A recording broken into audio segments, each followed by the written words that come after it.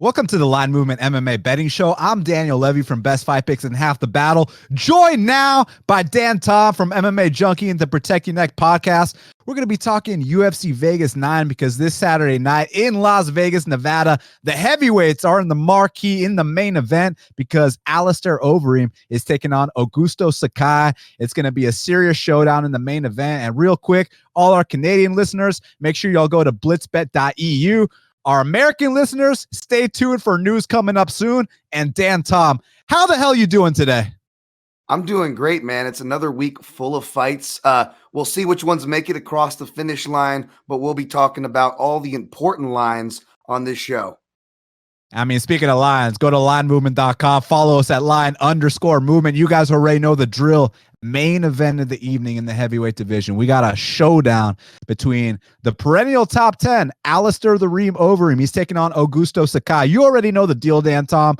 Alistar Overeem, he's 40 years old, but he's one of these guys that he feels like his career is not quite complete until he retires with UFC gold. And I don't quite view him in the same like delusional light that I view certain guys. Like, you hear guys like Chris Weidman after that performance against Omari talking about title shots, and Frankie Edgar, I got to give him a pat on the back because after his fight against Munoz, which we all thought he lost, he was at least like, he wants to take another step up the ladder. He wasn't, calling out Peter Yan. So I respect that. But with Overeem, he's competitive in a lot of these fights that he loses. You know what I mean? Like in the Stipe fight, he dropped Stipe 2 times. In the Jairzinho Rosenstrike, he won at least 3 of those rounds and would have won the decision had he not got knocked out. So I feel like he's right there. It's just a matter of getting over the hump. But look, you fight a guy like Augusto Sakai and you don't show up to the best of your abilities. And I mean, not only will he knock you out,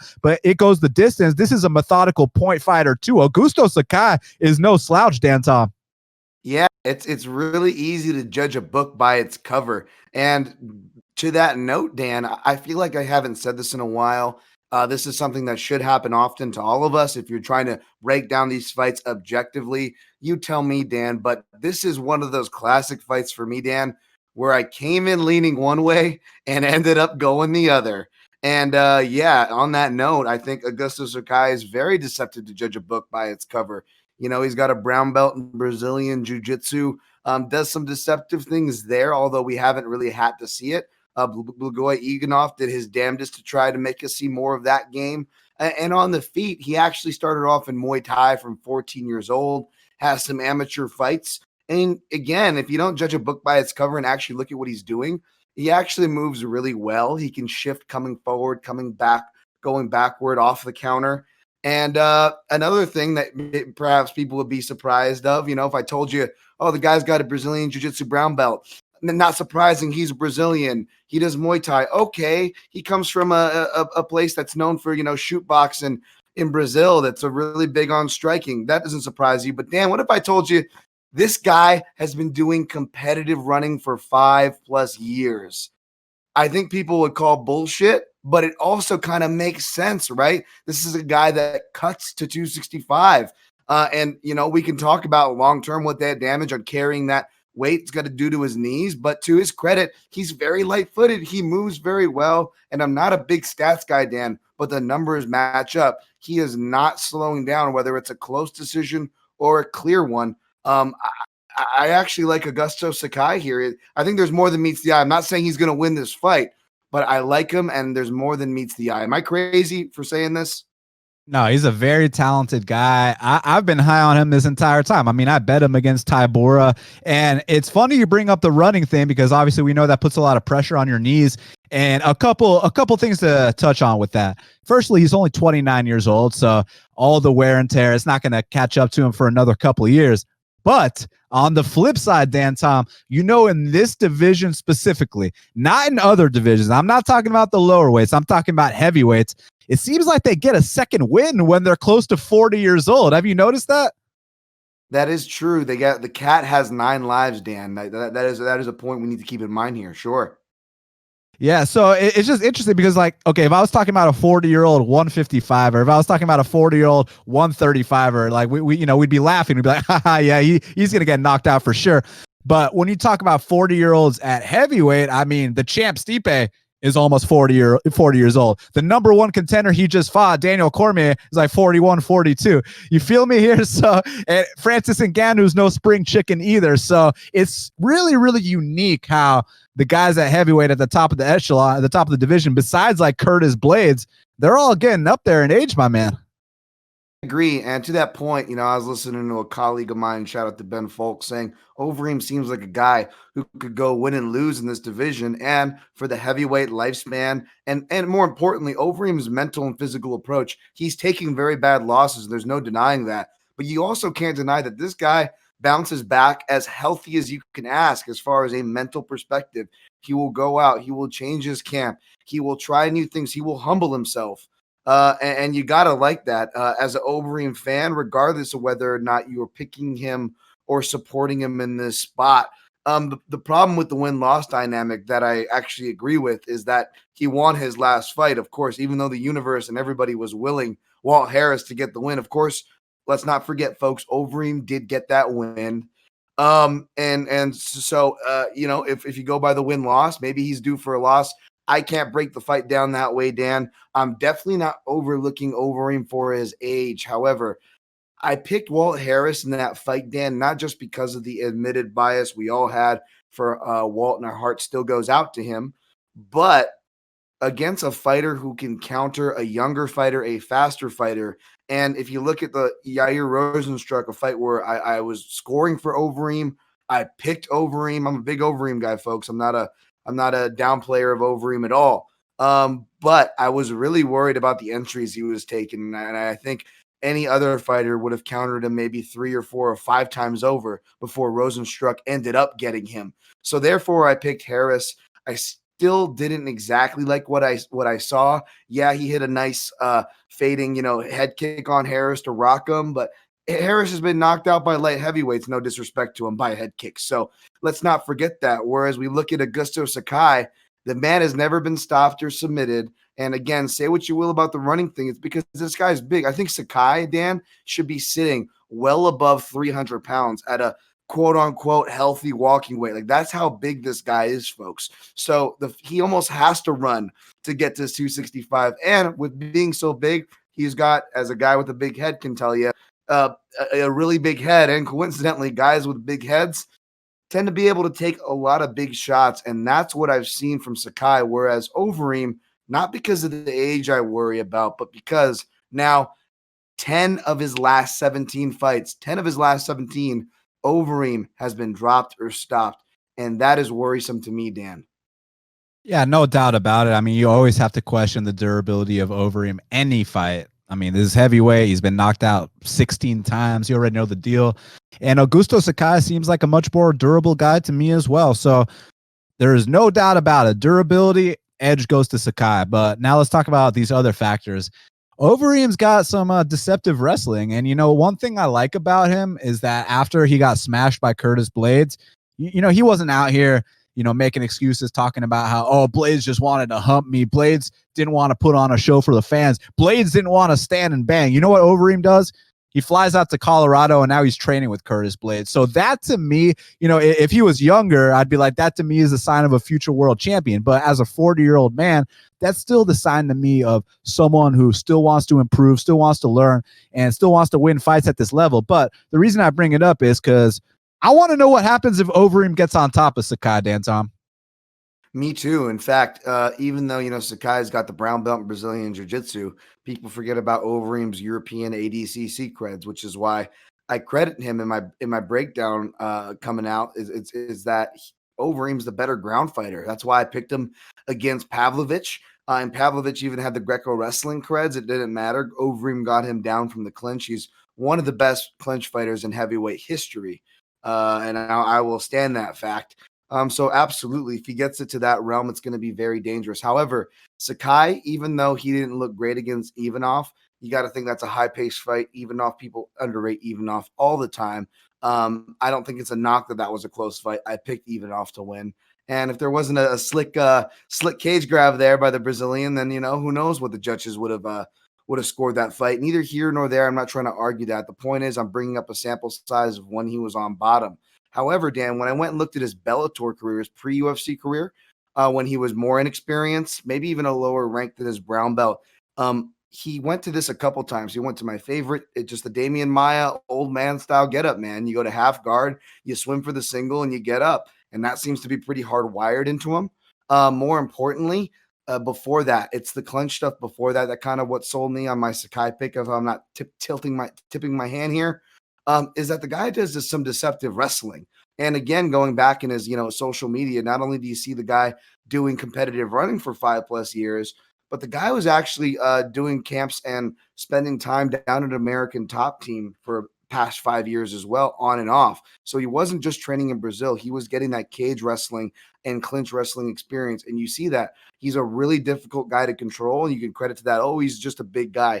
Yeah, he is. And that makes it hard. But if you actually look at what he's doing, he's got some deceptive clinch savvy, and it goes both ways. It's defensive and it's as well as offensive. So even against the best clinch fighter, who I will stand that of all time, as far as heavyweight division goes, Alistar Overeem, he's still able to get hit and rock from those spots too. So it's going to be a two-way street of offense there, but the clinch is going to be the key factor for grappling for me, Dan. Yeah, I mean, I just need to know what happens if Overeem's on top of him. That's what's going to let me know. Because look, on the feet, I think offensively speaking, Overeem, if the chin was perfect, if the durability was perfect, Overeem might actually be a world champion right now. Because I mean, when he gets off on those combos, it's beautiful to watch. Those knees, he's got some of the most devastating knees, not just in the heavyweight division, Dan Tom, but in the history of the sport. And I like his head movement too. It kind of fights with his hands down, relies on his head movement. His defense is good. It's just when he finally gets clipped, that's when it's like, oh no, Alistar, please hold on. Like what's the commercial?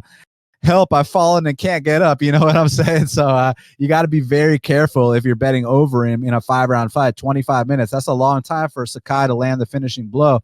But this fight's going to let us know a lot about where Sakai actually stands, man, because a lot of people have been questioning some of these fights. Now, I personally don't question them, and I'll tell you why. I thought he beat Arlovsky. I know that's a controversial take, but I mean, I thought he beat Arlovsky. Two of the judges that matter thinks he beat Arlovsky. I thought he beat Ivanov. Two of the judges that matter thought he beat Ivanov. The other two fights, he knocked the guys out, Tibora and Sherman. So there's no I think, you think. There's facts, and who really gives a shit what we think about those decisions, because he won them anyways, right? So this guy's undefeated in the UFC. He had a good Contender Series performance as well. I agree with Overeem being favored, just for the sole fact that I think Overeem's the better fighter everywhere. He's more experienced, but man, it's just one of those things where it's like sometimes that doesn't even matter. Like, Overeem's the better fighter than Bigfoot Silva. He's more experienced. He's better across the board. Didn't matter. Alistar Overeem is better than Travis Brown across the goddamn board. Didn't matter. Alistar Overeem is better almost everywhere compared to Jairzinho Rosenstrike. Didn't matter. So he's better than this guy too. Is it going to matter? I don't really know. So when I don't know, I often side with the dog. So I'll take the dog here. But this is one of those fights where I reserve the right to change my pick. But as of right here, right now, Wednesday night, 6:40 p.m. Eastern time, I'm going Augusto Sakai to win this fight. Yeah, man, I don't blame anybody taking any dog bites, especially from the opening line. But if it keeps trending anywhere further, the value and the picks are going to have to start pointing the other way, even if you are originally on Sakai. So I don't blame you for reserving that right, Dan. I guess just to me, I didn't see enough takedowns in the Yair Rosenstrike when he could take the guy down. And then it eventually cost him, or early where he got scared off by one clinch defense from Francis Ngannou and then just fell apart. So the skills are there. I just can't trust him to use them. And I'm an Overeem fan, folks, but my pick is Sakai as well.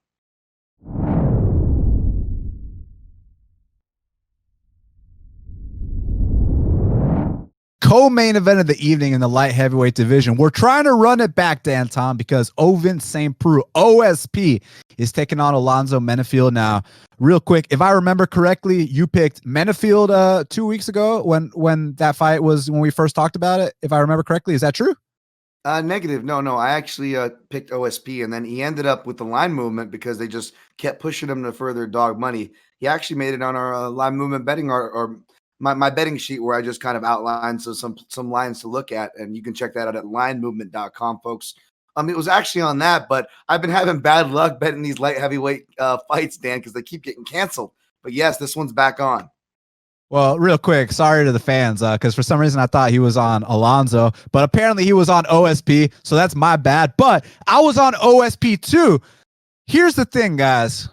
Now, I'm going to still be on OSP just because, I don't want to contradict myself because, you're going to pull up my breakdown from 2 weeks ago. And you're going to put it next to this breakdown. Oh, I pick OSP on one. I pick Menifield on the other. Oh, my God. Like, this guy can just make a case for either side. I get it, but it's like 2 weight cuts in 2 weeks.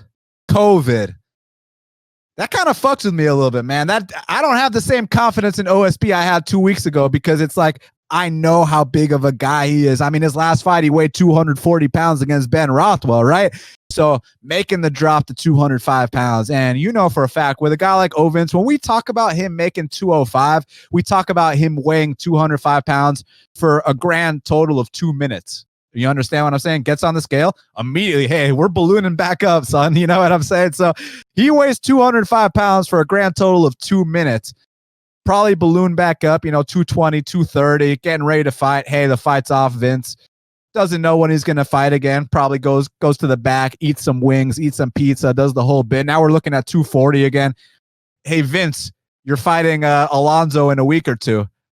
Oh, shit. You know what I'm saying? So now he's got to make that cut again.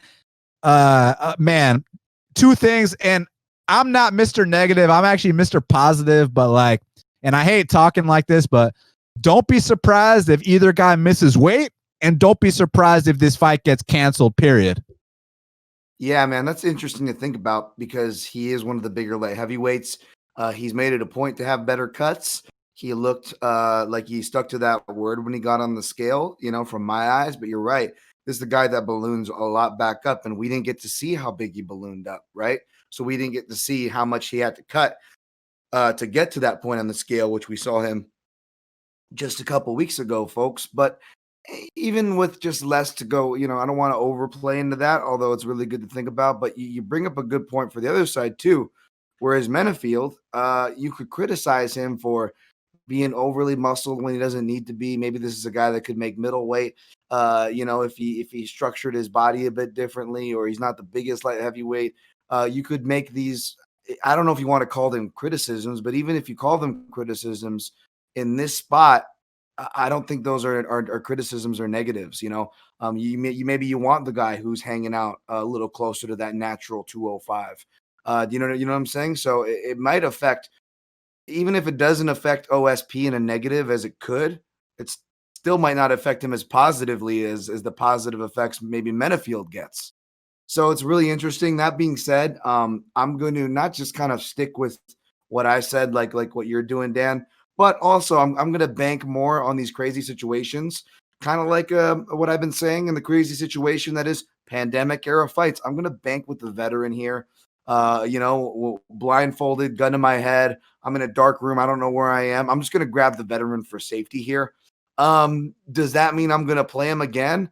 It's interesting. I was curious if the line was going to correct itself or recorrect from where the line movement went last time, and it looks like it did the latter. You got OSP right back at dog money. If that grows any further, man, I'm not. I'd be lying if I said I won't be one taking a shot. You're going to have to stay tuned to the line movement to see what I play, because I think there's going to be a lot of live dogs this week. But yeah, long-winded, but I'm going to stick with OSP here. Yeah, I mean, look, anyone that went to bestfightpicks.com knows that I took OSP at dog money the last time they fought. But again, the last time, there weren't 2 weight cuts in a span of 2 weeks. You know what I'm saying, Dan Tom? And that's a big deal to me. So before I make a play on this fight, I need to see these weigh-ins on Friday and make sure that everyone's looking okay. Because let's say OSP comes in 210. You know what I'm saying? And Alonzo looks shredded. Well, then I might change my pick, because this is one of those fights that if they fight 10 times, I see it going differently each time. I see sometimes where Alonzo Menifield knocks him out in the first round. I mean, Alonzo can knock anybody out. He hits like an absolute truck. And then I see sometimes when OSP takes him down, passes, gets that Von Flue choke. And, before some jiu-jitsu guy corrects me and is like, What do you mean passes and gets a Von Flue choke? Doesn't he have to attack guillotine for you to get Von Flue? And it's like, guys, like I already explained about Vince, you don't even have to attack guillotine for him to get Von Flue. This guy will literally put your arm in position and shoulder choke you, aka the Von Flue choke, aka the Von Prue choke, aka the St. Prue choke. So, I mean, bottom line, we don't got to call it Von Flue. We don't got to call it Von Prue. We can call it a shoulder choke. He can shoulder choke him without Menifield going for a guillotine. That's how talented OSP is. And that's how, more so than talented, that's how aware and confident and comfortable he is in that position. So he can just go ahead and slide Menifield's arm in the right position, get that shoulder choke going, and night, snore, you know? Totally. And I don't want to get too much into the sides here. I think people can get with the sides that we're on, and they've already seen the sides that we're on, Dan, from both this show and as well as the other products that we put out. But I will say, again, when we talk about betting angles on this show, right, Dan? I will say, to me, the angle that you brought up from the beginning of this matchup stymies over and under plays, because a lot of times we'll look to those, or a lot of, casual bettors to hardcores, to whatever you want to classify yourself as. We'll kind of look at it over under as maybe that's the safer angle to go. Maybe I don't want to go aside, right? That's often the logic for the over under, Dan. So let me bounce this back to you. I know you're not an over under guy, but your analysis obviously is worth asking, my friend. Does it surprise you?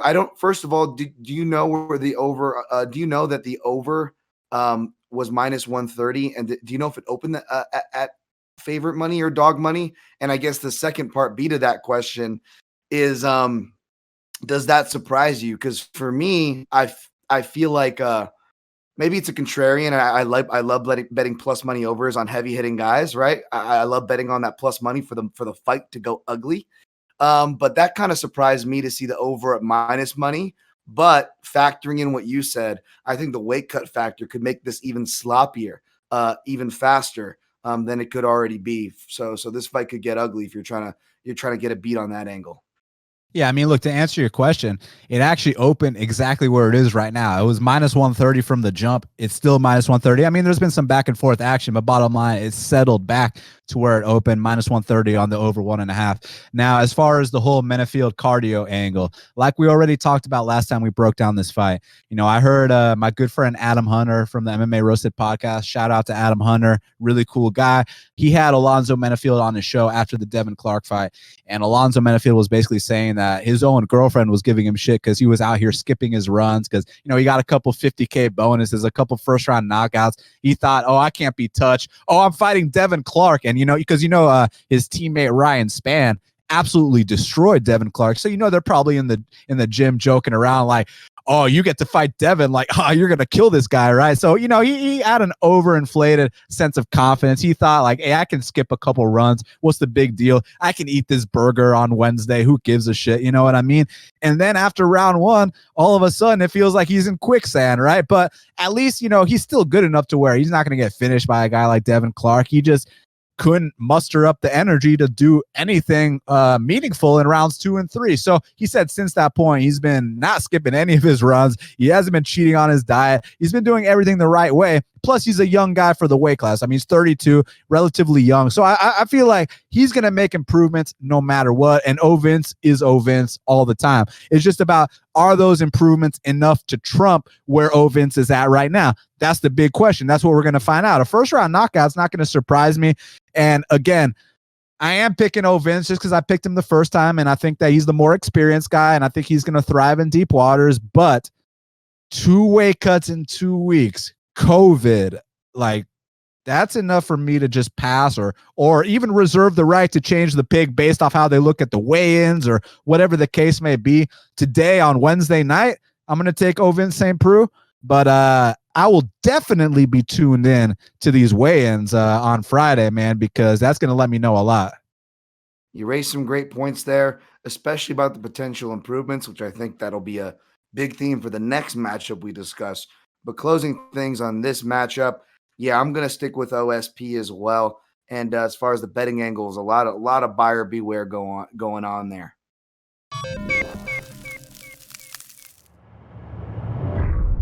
Now, next up in the bantamweight division, we got a matchup between Karol Rosa and Sijara Eubanks. And man, this is one hell of a fight. Originally, it was supposed to be Sijara Eubanks versus Macy Chauzon. And I was actually going to confidently pick Sijara Eubanks to win that fight. But here with Carl Hossa, it's a completely different matchup because I know my DraftKings players out there know about Carl Hossa. I know y'all, when y'all hear that name, Carl Hossa, I know, there's a little light in your eye. I know a smile comes up to your face. I know you brighten up when you hear that name, Carl Hossa, because both times that she's fought in the UFC, we're talking 100 plus DraftKings points because this young lady can go out there and put the volume on, man. And one of the best volume attacks in the entire division. And she's only 2-0 in the UFC. And I've been blown away by what I've seen. Now, granted, I know the level of competition hasn't been the best, and this is a step up. And it's funny to call a 5-5 fighter a step up, but the 5-5 record that Sijara has is very misleading because, I mean, she's still someone that went out there and beat Lauren Murphy, who's like, top 3 in her division right now, right? So Jara's got some big wins. She was even in there on the Ultimate Fighter, head kick knocking girls out dead. Like, you saw her knockout of Deanna Bennett. We were like, yo, geez, like, someone called 911. You know what I'm saying? So Sijara Eubanks is dangerous, but Carl Hossa, I like what she brings to the table, man. She's experienced. She's big for the weight class. She can mix it up everywhere the fight goes. Now, she has been submitted before. Correct me if I'm wrong. I'm pretty sure she got submitted by Melissa Gatto. If I'm wrong, someone let me know. But I think off the top of my head, what happened in that fight was she was dominating the whole fight, made one little slip up, got caught in a little submission. So that kind of thing could happen here. I mean, Sijara Eubanks, she's a Lloyd Irvin black belt. You know that getting a black belt, under that tutelage is a big deal in the jiu-jitsu world. So she's got that black belt. And with Carl Hossa, you already know the deal. It's that volume striking on the feet. I mean, you try to stand and bang with a girl like Carl Hossa, you might land a couple on her because, she doesn't really move her head that much. But I'll tell you this, Dan Tom, for every one strike you land on her, 4 are going to land back at you. You know what I mean? So Carl Hossa has got the best volume in the division. It's just about now, the seasoning and the experience. And it's funny to say that about, a 13-3 fighter versus a 5-5 fighter. You think the 5-5 fighter is the one that needs the seasoning and experience, but it's actually the opposite in this case. It's Carl Hossa. So I personally think she's ready to swim in these waters. I think she's ready for Sijara Eubanks, but I'm very curious to see what happens if this fight hits the mat, Dan. Yeah, I'm very curious to see what happens if this fight hits the mat too. And I'm just very curious of this fight in general because the line made me curious. I don't blame people for taking bites out of the original dog line for Sijara Eubanks here, folks. We always talk about Sijara's gas. I know that's kind of a reason I picked against her before. But, if you look at it, especially since with Mark Henry, who's a real pace nut, she's actually improved that in these fights that have been going to decision more. They're more higher level, right? For whatever that's worth. They're in the UFC, et cetera, so on and so forth.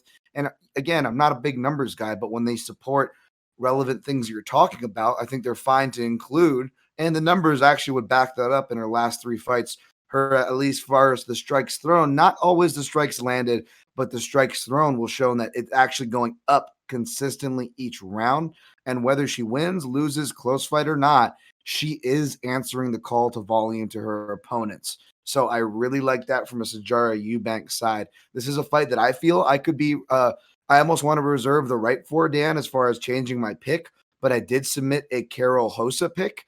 But it's a tricky one because Carol Hossa, you got to be careful. Melissa Gatto, folks, she's 6-0, and she has not fought since submitting Carol Hossa in 2018. So we don't know. She could be a phenom. She could be a fraud, and we don't find out until she fights again and until Carol Hossa maybe loses this fight. Who knows? Female MMA, not a knock on the females in general. We've seen it go many different ways. However, what I do like is that kind of similar with the OSP Menifield. Even though Sijara Eubanks is a 5-5 fighter, even though Sijara Eubanks, I just cited improvements she's made with Mark Henry, I feel like she's closer to OSP in the sense of she's closer to the fighter that we're going to see as far as what her finished product ends up being. Whereas Carol Hossa, if you've been watching, folks, she shows massive steps up of improvements, even within her UFC fights. So that's something that's kind of hard to get a beat on. And even if we're just going off of the skill level we saw in her last fight, I like the improvements. It wasn't just volume. She was actually able to counter, throwing a check hook which could be, useful against an aggressive fighter like Eubanks, although that camp, Mark Henry instills the roll under the cross to roll under that check hook quite well. But it's usually to roll under to level change. And Sarge has nice level changing takedowns. But aside from Hosa's, I think, takedown defense being 100%, you can't really go off those sample sizes. However, I like what I saw from Hosa as far as, she's really thicker built in the lower half as far as a bantamweight goes, and she knows how to use that base really well. She's got a good sprawl. She can conduct herself in the clinch. So I actually think she's going to be dictating the wrestling or grappling, Dan, which might mean we actually might not see, if it goes Kara Hosa's way, we might not see too much groundwork. Although that wouldn't be a bad thing. Of course, Ajara Eubanks, although she's a black belt in Brazilian Jiu-Jitsu, I believe, she, of course, is more of a top player. So if Hosa does get on top, I'm curious to see it. Maybe that ends up being a really smart move, right? To kind of bank those rounds. She is certainly more consistent with her volume, I would say. Even though I'm defending Sarge's volume, I still would say Carol Hosa, the more consistent process, maybe the more consistent volume, in the fact that she's going to be shutting down a key part of Sarge's process, which is the takedown or looming takedown threat. So for that reason, I'm going to take Carol Hosa by decision here, but I'm not like married to it, if that makes sense. It would, I would be married to it if this wasn't a 1 week short notice. Like if she didn't get the call 2 days ago, coming from Brazil, that flight, the jet lag, then the weight cut, she's a big girl for the weight class. If all that stuff wasn't a factor, I would have a bet on Carl Hosa right here. And the thing with Sajara Eubanks, man, is that, it's not just a matter of her being 5-5 and this and that. It's also, she's 35 years old, and not that that's a big deal, but she's 10 years older than Carl Hosa. And it seems like I haven't really been seeing the evolution I want to see in Sajara Eubanks' game, especially those last two fights against Betch Correia. I mean, she was like the biggest favorite on that card, and she got outwilled by Betch Correia. And then that last fight against Sarah Moraz, I expected a brutal finish. I expected a dominant win. And while the scorecards did say 30-27, I felt like the first half of that fight was really sketchy, man. And Carl Hosa, I feel like if she keeps up what she's been doing, like not only is she going to win a lot of fights, Dan, but I feel like she's going to break records. I feel like she could be the woman to have the biggest output in the history of her division. I mean, first fight, 170 significant strikes landed. Second fight, 120 significant strikes landed. Now, granted, I understand that level of competition is significantly lower than, what she's going to fight in the future. But I mean, you can only go based off what you've seen, and what I've seen is a volume machine. So I'm going to say she rolls here as well. I'm going to go with Carl Hosa to get the victory Saturday night. I like that you brought up the last thing on this fight, Dan. I like that you brought up that point, though, as far as the 2 days notice. I went to look at her Instagram. She was celebrating as she should, but like the celebration looked like it almost continued. They're here in Vegas, like they were doing the suite, getting the it looked like I'm sure the UFC is taking care of their fighters. Don't get me wrong, but maybe they did an upgrade and they're like they're riding these fancy cars, Instagramming it with their corner like it's a vacation. And you mentioned the Menifield thing on the last fight. On this show, Dan, and a show prior when the Menifield OSP fight was going to happen, right? What did you cite with the Adam Hunter thing, that he was, riding high off these things? Folks, this isn't just us over speculating and peering into these people's privacy. Like, these are real angles. When Dan first shared that with you about the Menifield story, that was on the same card as a girl named Maria Agapova, who was riding perhaps a bit too high. Really easy to make that case, right? Case in point, these things happen. So when we bring them up, we're not saying that, put your bank account or we have a crystal ball, but these things are very worth considering, folks. It's not for nothing. So that kind of scares me away from a Carol Hosa play, even though the line, if you wanted to support Carol Hosa, is getting much better of a point of entry. Even as right now on Wednesday. That being said, my pick is for Carol Hosa, but yeah, for the reasons you stated, Dan, hard to marry myself to that, depending on how we're talking. Look, and I mean, we were going to end it right there, but now you got me going, my man, because I feel like people, they need to humanize these fighters a little bit more than they do, because just because they showed up in 100% best form last time doesn't mean they had ideal conditions to train this time or the right amount of time or whatever the case may be. And also it's like, speaking of personal experience, because, two of my friends just got signed to the UFC last month, Cody Durden and Jared Gooden. And I can tell you that when you get signed to the UFC, you are the fucking man in your hometown. Now, all of a sudden, if you fucked up a year ago and did something wrong, that's all gone. No one cares about that anymore because you're a UFC fighter now. You can get free meals at the buffet. You can, get free entry to any gym. Like, you're coming to a 5-star restaurant, skip the waiting line. Like, just go here for this free service. You want free bottle service too. Dude, when you get to the UFC, it's such a big deal that you got to make sure that you keep your head on straight. So that's why, in my specific example with these guys, Durden and Jared, I know that they're focused. I know that they're not, out here wilding. They're not out here doing dumb shit. Now, you give Jared Gooden a $50K bonus, and I know the next day I'm going to have to call him and be like, hey, let's reel it back in. Let's get back to the grindstone on Monday. Let's make sure we don't go off the deep end. Now, Cody Durden's a different situation. He's married. He's got kids. You don't have to give him that kind of call. But the reason I bring in these examples up is because we don't personally know Carl Hosa. We don't personally know Maria Agapova. So Maria Agapova could have totally went on some kind of binge after that $50K bonus she got for Cyphers. Then she comes out there that next fight. We don't even recognize her. You know what I mean? So, man, all I'm saying is these people are real humans too. Great point. Great point.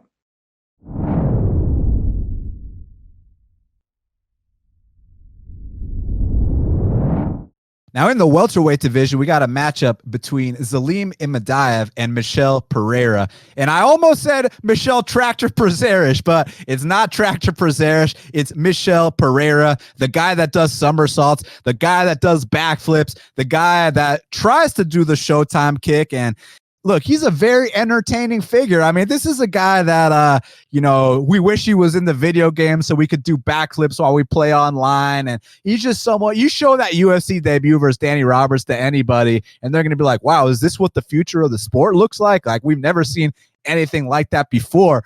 But man, it's really unfortunate what happened those last two fights with Pereira, man, because it's like he had two completely outmatched opponents his last two fights. And he lost to both of them, like straight up. And, the Tristan Connolly fight, and no disrespect to Tristan Connolly, tough guy, this and that. But it's like, dude, Pereira should have absolutely mopped the floor with Tristan Connolly. And then the Diego Sanchez fight, no disrespect to the first ever Ultimate Fighter winner, a pioneer of the sport. If Mark Coleman is the godfather of ground and pound, then what does that make Diego Sanchez? Like, what's the next? Like, is he the cousin of ground and pound? You know what I'm saying? Is he the stepson of ground and pound? So he's the bastardized stepchild of ground and pound. Exactly. Because you remember when he beat Kenny Floyd and when he full mounted him to win the first ever Ultimate Fighter contract. Oh, yeah. That's what Diego Sanchez used to be known for. But in 2020, Diego Sanchez, I hate to sound like I'm disrespecting a legend that because look, Dan Tom, 10 years ago, when we used to talk about Diego Sanchez, we used to talk about a guy that was like, wasn't he like 21-0 or some shit? Like back when he was, right. He was moving down to lightweight. He was about to fight Joe Stevenson, and then and then Clay Guida, and then BJ Penn, and it's like, damn, like Diego Sanchez was a scary, scary dude back then. Like we thought that this guy might be a champ one day, but fast forward to 2020. And it's almost like he's a laughing stock in the welterweight division. Like, it's not that hard to knock this guy out. Like, you're supposed to touch him one time, and it's almost a foregone conclusion that he's going to go to sleep. And after that stunt that Michel Pereira pulled against Tristan Connolly, like, you have a journeyman fighter in front of you, a guy that's not even in your weight class, a guy that's nowhere near your athleticism. Like, go flying knee, knock him out real quick, and let's get on our way. Instead, he's out here, doing backflips and then gassing out, ending up on his back. It was like, wow, Michelle. But it's like, it's all good. Hey, you learned your lesson after that $50K bonus. Like we were talking about, Dan Tom, they get one $50K bonus. All of a sudden, they think they're God's gift of fighting. All of a sudden, they don't even need to train anymore. All of a sudden, let's skip the strength and conditioning conditioning workout. You know what I mean? Let's cheat on our diet a little bit. Let's come out here and fight completely uncharacteristic. So he does that against Tristan Connolly. But we all kind of give him a break, you know, because it was a very exciting fight. You know, first UFC L. Hey, come back better. These are some easily fixable mistakes. Maybe don't do 10 backflips next fight. Maybe only do one next fight. You know what I'm saying? So you go in there against Diego Sanchez, which is supposed to be, let's be honest, a gimme fight. It's supposed to be like, hey, here's a first round knockout. Do it in spectacular fashion, and then we'll move on our way. And it's like, officially, he was going to win the decision. I know he got DQ'd, but dude, that performance was alarming as hell. Take away the DQ, take away the finishing sequence. Everything up until that point was super alarming for me, Dan Tom, because it's like he wasn't really establishing his presence like I wanted him to, like his dominance. Now, he does have some great weapons. Stabbing front kick, the flying knees are very, very athletic. But I kind of noticed like some holes in his boxing and just his overall process, just his overall game. When the flash knockouts don't work, I kind of question what happens after that. And Zelim Imadaev is an interesting guy because he's got a reputation for being a bully. You know, he's a guy that's been kicked out of multiple gyms because he's known for knocking out his sparring partners. And to take it a step further, he's also known for being a guy that tries to intimidate his opponents. And what I mean by that, I don't mean that at the face-off, they go face-to-face and, you know, for the photo ops and, oh, wow, what an intense stare down. No, Dan Tom, I mean that, you know, night before the fight, he goes to, you know, his outside his opponent's hotel room, knocks on the door, and then tries to face off with him there. That's the kind of shit I'm talking about. Like, he tries to intimidate his opponents to the point where they got to bring in security. They got to bring in people to separate them. They got to do the whole bit. So you think a guy acting like that has got something to show inside the octagon. Well, he loses to Max Griffin in Atlanta, Georgia. I was there. And then the next fight against Danny Hot Chocolate, I actually thought he looked pretty good against Danny. I thought that he was doing his thing against Danny. It's just that he started getting a little bit cocky. And you know, with a guy like Hot Chocolate, it's the same thing it's always been. Kill or be killed. That's the story of Danny Hot Chocolate. Like, one thing about Danny Hot Chocolate is you can always rely on him for an exciting fight, win, lose, or draw. So Zelim Imadaev, I felt like he was getting the better of the exchanges in that first, you know, half of the fight, you know, first round and a half.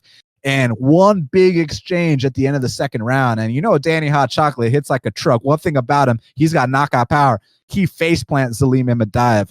So even though both guys are coming off losses, you know, Pereira and Zelim, and even though Zelim's loss was way more devastating, I mean, he face planted, he got knocked out stiff, and Pereira was on his way to winning a decision. I was actually more impressed with Zelim Imadaev. I felt like he showed a better process. I felt like he was more tight, technical, composed out there. I felt like he wasn't doing anything unnecessary. I felt like he showed some good reversals on the ground. I felt like that was a pretty solid performance until he got knocked out. So he can be knocked out. We know Michel Pereira can knock people out. But we also know Pereira can be knocked out. Dusko Todorovic, who's going to make his UFC debut soon, he knocked him out a year or two ago. Where do you start with this matchup? How do you tackle this one, my man? It's tough, man. I don't like picking this fight from a stylistic point, Dan. I don't like, at least at the time of this video, where the lines are. It makes sense that it's close to a pick 'em because no matter what side you argue, there's no way you can argue that this should be a wide line. So I don't have a problem with it from that standpoint, Dan. I'm just talking about as far as an attractive betting line from my perspective and bias. No, yeah, I would like to see something a little more, you know, that makes us or the better, if you will, choose a side, you know, dictate some more action, if you will, at least clear action, because for an unclear line, you're not getting a clear fight. Imadaev's tricky, you know. You're like, oh, he's Russian or Chechen, right? And to be more specific, all these guys can wrestle. It seems to be the stereotype, but I always stress people, not all of them are wrestlers, folks. And that being said, even the ones with like hand-to-hand combat or the really weird accolade like a Rashid Magomedov will end up having quietly some of the best wrestling. So you always got to be careful about that. However, with Zelim, the only credits this guy's kind of been pampered, so to speak, you know. He comes from a well-to-do family. You look at the record, he definitely got the Khabib treatment. And don't get me wrong, Khabib faced some good guys like Ali Baghoff, early before he got to the UFC. But you look at those records, he didn't face good strength of competition. And his main accolade is a junior accolade in boxing, so some amateur boxing, which he does have a really nice left hook, a check hook, which I think is going to be the money punch for him to look out for as far as the shot that he can hurt Pereira best with, right? That being said, even though that fits well opposed to Pereira's accolades, which are, it's funny, he doesn't like list black belt in karate or black belt in Brazilian Jiu-Jitsu. It just says champion of karate, which he's done since like 12 years old. And then he's got some champion of wrestling and champion of jiu-jitsu accolades. In Pereira's defense, he actually shows some good grappling chops when he goes there. I'll get there in a second. But Imadaev, it's mainly boxing, and his wrestling, it's all in this weird mid-range, right? Like, he can get takedowns, but he's really bad at holding guys down. So I don't see that being a path to victory for him here. Maybe he inadvertently counters a crazy flying knee with a takedown, but it's not going to be a part of his game plan. It's not going to win him rounds, and it's not going to produce him a finish. Imadaev can be taken down, which was troublesome, which was why I picked him against Roberts. And to Roberts' credit, even though he sold out at the wrong times, almost cost himself the fight, you can argue that the takedown looks help open up the knockout. And regardless the point, Imadaev was taken down repeatedly by strikers in, Max Griffin and Danny Roberts. But in Imadaev's defense, he's got a relentless get-up game, and he will keep getting after it, even in a fight that's hard, that he's losing. That's his UFC debut. He doesn't have experience in the later rounds. I was really impressed with Imadaev's ability to dog it out and get up. So I guess long-winded, but Imadaev's wrestling exists within that transitionary phase, which is going to be interesting. I think size, strength, and wrestling technique. Pereira's got better technique. I don't think it's something that he just put on his resume. I think his wrestling is better. I think that's going to be a path to victory if it goes to decision. He's shown that he can fight boring. It was very troubling to see him fight boring against a guy he should have handled like Diego Sanchez. However, that's kind of a weird fight because he was already going into that fight, Dan, overcorrecting the steering wheel, going, I'm going to be conservative. But then he's even confused because he's like, okay, I'm being conservative, but this really weird style that Diego Sanchez brought to the table for that fight is making me be more conservative than possible. Like, we saw him to that point by the end of the second round and into the third. Michel Pereira was actually the one hitting takedowns on Diego Sanchez, and then like looking for backflips and trying to do his fun stuff there because he was like, what the fuck, Diego? I thought we were here to crazy fight. He came out and front flipped in the first 5 seconds. What happened? So even though it is alarming and I'm not defending Pereira's performance, I will kind of defend it in the sense that, dude, I don't know who would look good, at least for like the first half of that fight against Diego Sanchez, with the way he was fighting. So I'm really reserved to condemn Pereira for that performance, but you're right, Dan. It is a flag. That being said, I guess I officially sided with Pereira, though. I mean, my mind could get changed from this pick. You know what I'm saying? But I'm going to go ahead and side with Pereira because ultimately, for as dumb as decisions he made, you're right, Dan. The reason why he lost to Danny Hot Chocolates Roberts, he was doing well, but he gets caught in his own head games, and he'll come forward and do stupid stuff and can get knocked out as well. So for that reason, I'll take Pereira here. Yeah, look, I love Pereira. I love watching him fight, and I hope we get to see many more backflips and capoeira kicks and flying knees for years to come. But I kind of think this is a bad matchup for him. If Zelim Imadaev can just level up a little bit from that last performance, I feel like he's got the style to beat him. If you watch that fight with Dusko Todorovic and Pereira, basically what Dusko did was walk him down, keep his hands up high the whole time. And when you walk down a guy like Pereira and you cut off that cage, you make the area small for him, that's going to give him, less opportunity to get off on those flying knees, those Superman punches, those big strikes, and even like, pushing off the cage, the Showtime type stuff. Like, it's going to give him less opportunity to do that. And I feel like Zelim has the style to close that distance, keep his hands up high, land the bigger shots, and knock Pereira out. So I'm actually going to go with Zelim Imadaev to get his first UFC win, and I'm going to say he knocks out Pereira in the first round. Yeah, man, he's got the styles to fill those gaps. So from that perspective, I don't blame you at all. Definitely could see that. I'm staying away from this fight regardless of what side you take. And I will say that Dusko fight was at middleweight. And I like Dusko's boxing a lot. It's pretty deceptive, even though he keeps a weird guard. But you're absolutely right. Imadaev has shown those skills, and I think that corralling left hook will have a lot of play if he uses it. For now, though, I'm gonna reluctantly side with Michelle.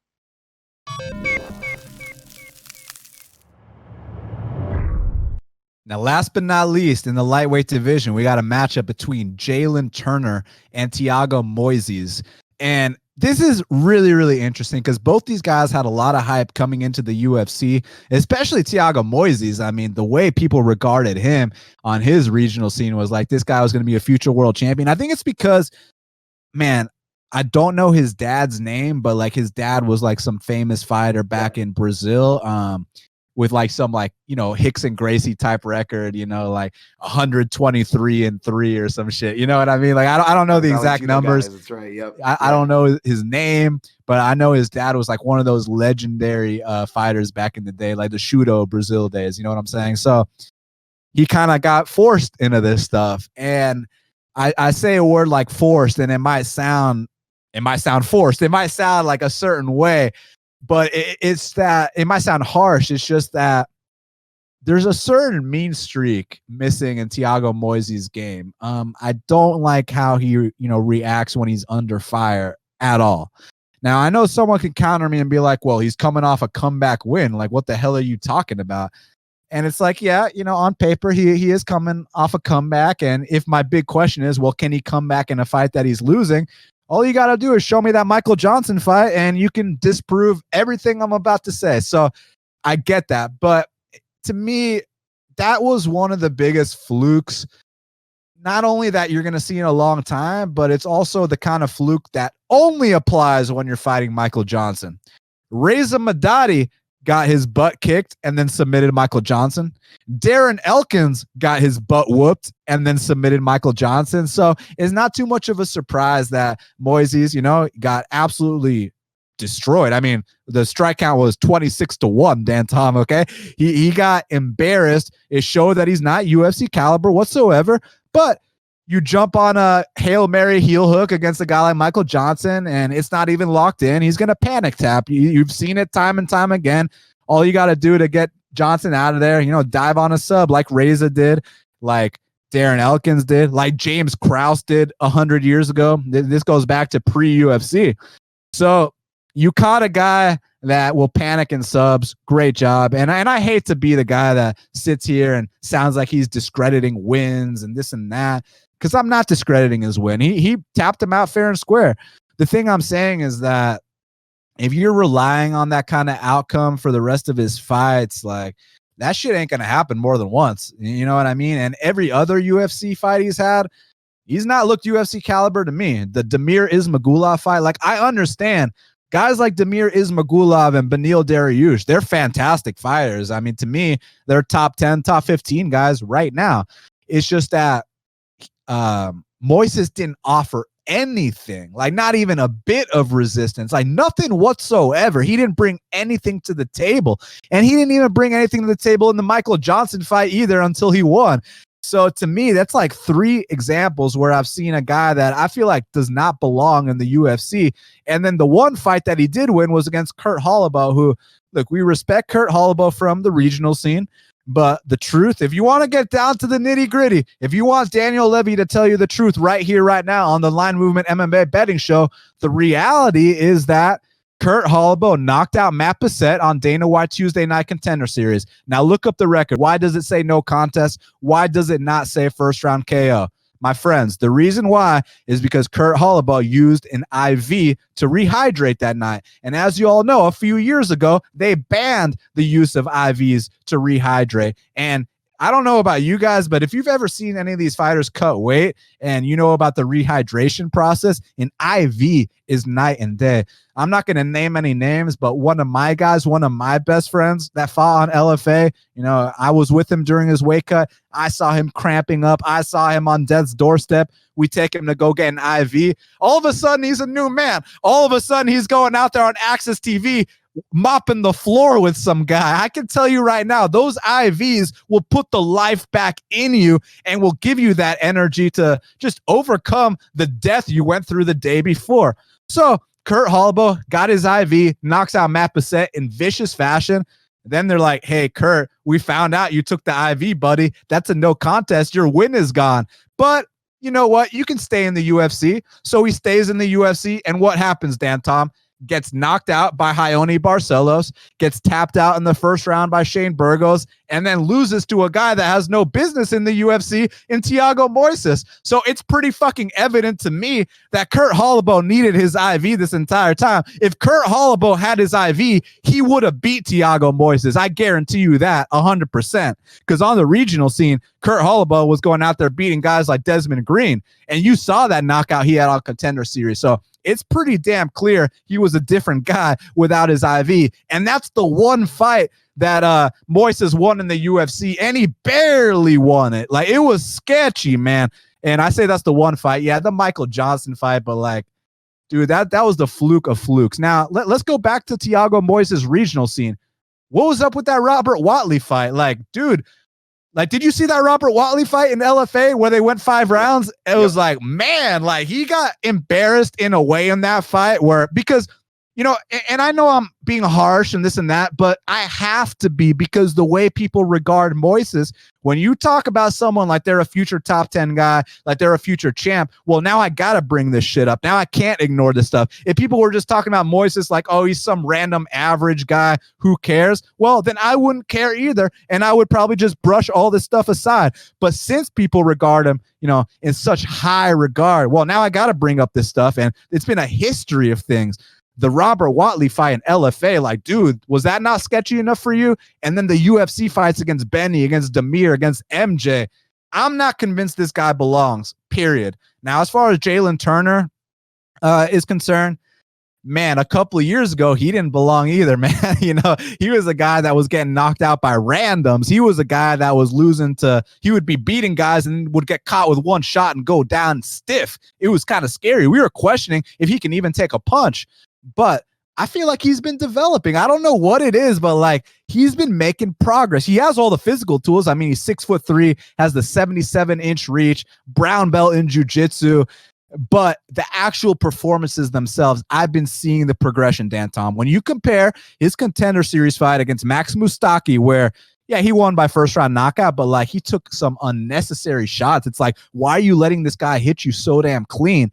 Then you take it to the Vicente fight, which, like, listen, Jason House, I respect you a lot, man. And I know your guy had to get into the UFC, but like, why are you putting him in there with Vicente Luque? You know what I mean? But besides that, hey, he didn't look too bad until he got knocked out. But that knockout was so vicious that we're like, man, is this kid ever going to come back the same?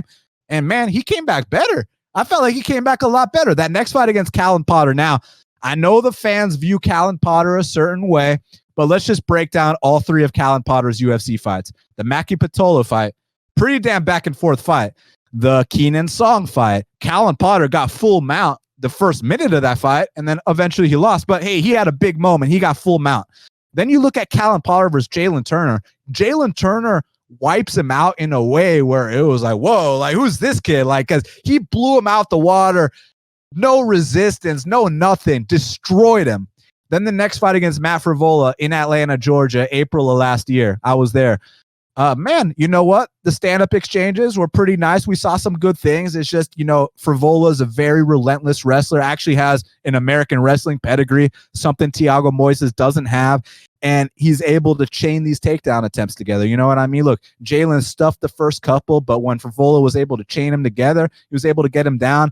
One little criticism on Jalen Turner, kept going for the guillotine instead of the underhooks, but he was able to still get back up. So that's a step in the right direction. Then his next fight against this kid, Coolabout, he welcomed a newcomer to the UFC, and he treated him like a newcomer. Let's just put it like that. So I kind of think this fight should be a pick'em, and you're giving me some nice dog odds on Turner here against a guy that I think does not belong in the UFC, a guy that I do not think, like, look, Tiago Moises, yeah, can he kick hard? Yes, he can kick hard. Does he have a black belt in jiu-jitsu? Yes, he does. Is he built? Is he ripped? Yes, he is. I get all that stuff, but like, what happens when you punch Tiago Moises in the face? He does not react well, and I don't think he's going to react well on Saturday night when he's eating knees, when he's eating elbows, when he's eating long strikes, when his takedown attempts are getting stuffed. I got Jalen Turner here to make a statement against Tiago Moises Saturday night. I'm both excited and nervous to talk to you about this one, Dan, because this is a fight that I'm having the hardest time picking. Because from a value perspective, the value is clearly on Turner. I don't have an issue with Moises being favored, but I agree with you. I don't think it should be this wide.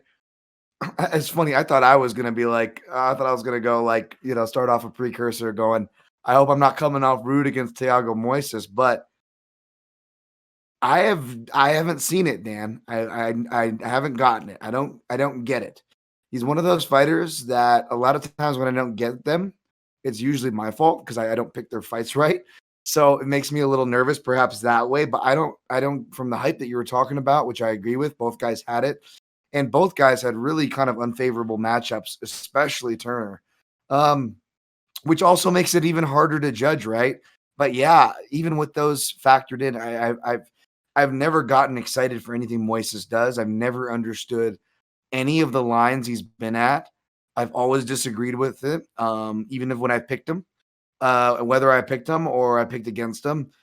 My read is just so confounded with these, lower output Brazilians sometimes that I'm like, he's not Francis Barbajo's level where like you want to end your life after watching one of his fights, but the dude is just so goddamn low volume.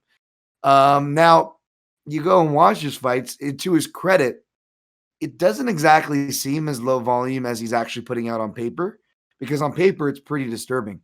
I mean, you got to really be like Vitor Belfort or Alistar Overeem level of heavy hitting veteran level strikers to be able to win rounds off of 7 to 14 strikes. You know what I'm saying? Like when you're in the lighter weight class, striking is not your forte. You don't have the sample size, which checkbox all those three if we're analyzing Tiago Moises, and you're going out there and averaging like 14 strikes landed per round and rounds you're winning or losing, like that's problematic for me. I'm a big pace guy. And Jalen Turner, for a guy that, is a striker, or if you want to be like really crude and be like, oh, he's athletic or explosive, or like, oh, he doesn't have a ground game. Like the guy's got a Brazilian Jiu-Jitsu brown belt. He's never been submitted. And as far as the pace goes, we'll talk about the Favolo, the pros and cons. He's able to dig it out in high-paced fights where the guy's trying to actively take him down. And he is still, regardless of what you think of the decision, in his defense, he's still throwing and landing more each round. Again, his pace isn't doing this. It isn't dropping off. It is going up. That's what I want to see, win or lose. And Jalen Turner does that. So I really like that a lot. I guess my question is, even though I don't think, even if Turner loses this fight, and I don't disagree with him being an underdog, I don't think he gets submitted here, Dan. I don't think it's out of the question, but I definitely don't think it's as easily as some might suspect, looking at this fight on paper. What worries me, I guess, more is the wrestling / how is Turner faced when facing a submission threat? Because his most legitimate submission threats, the fights were over, win or lose in the first round. He iced Callum Potter before that could get going. And then he got iced in a fight he, to your point, Dan, probably shouldn't have been in a weight class up against Vicente Luque, where we didn't really get to see the grappling, right? Except for the very end when he got finished after he got stunned. So really, we don't know what he's going to do against a high-level grappler. However, as high-level in Brazilian Jiu-Jitsu, Moises is, he's not like a game-over submission Charles Oliveira grappler. He's not a no-gi guy. He's more, as his accolades, if you go look it up, will suggest he's more of an IBJJF guy. And I don't mean to hate on those guys, but I think that actually part of it serves him well, is if Moises goes and gets takedowns and plays the points game. I think that's why he's favored. He has more ways to win as far as decision. And with Turner's chin, man, I mean, if Moises, really wings a shot, I agree he's lacking that mean streak, but he's still an athletic guy who throws. And if he throws and connects clean and he knocks out Turner, could we really be that surprised? Like, no. So I get why he's favored here. Full disclosure, in the early Junkie staff picks, I have to turn my picks in early. I can change them. I had to turn picks in before I did research, and I did submit a Moises pick, but I feel like the value, and I may even change my pick here because that's the direction I'm leaning toward, Dan, is clearly on Turner. I think that Turner can either knock Moises out. Moises has never been knocked out, sure. But again, his sample size isn't great in that Robert Watley fight. Correct me if I'm wrong, Dan. Isn't Watley a southpaw? I don't Because I remember. believe I believe, no, I'm pretty sure he is, and I'm willing to say he is because even before that fight or around that fight, I researched that fight for doing a PFL piece before Watley popped up there for a little bit, and yeah, he was a southpaw, and that was one of the fights that I watched was with Moises, and he essentially was able to stalk him down, have his way. But Neil Dariush was a southpaw. I don't want to take away from his Michael Johnson win, Dan, but I can't disagree with anything you said as far as how that fight went and what happened when it was standing. Michael Johnson was piecing him up like he was in a video game to the body and to the head.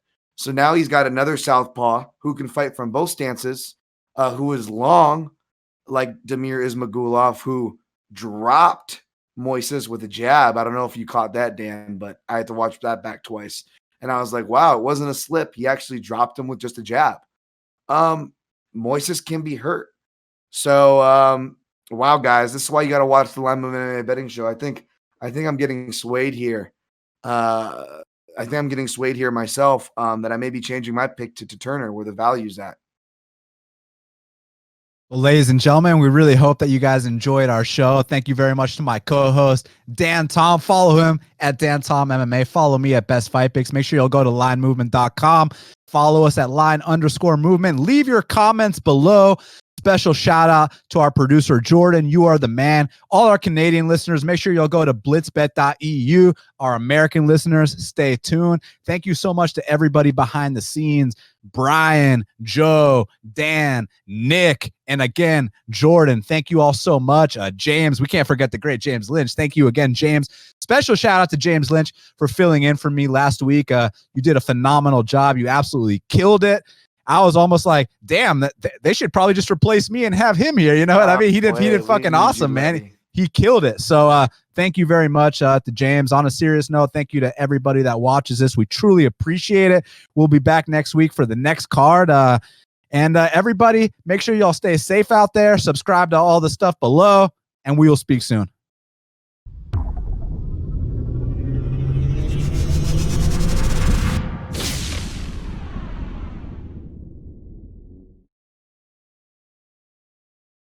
What's up, everybody? If you like the content you just saw, be sure to like the video and subscribe to the channel down below.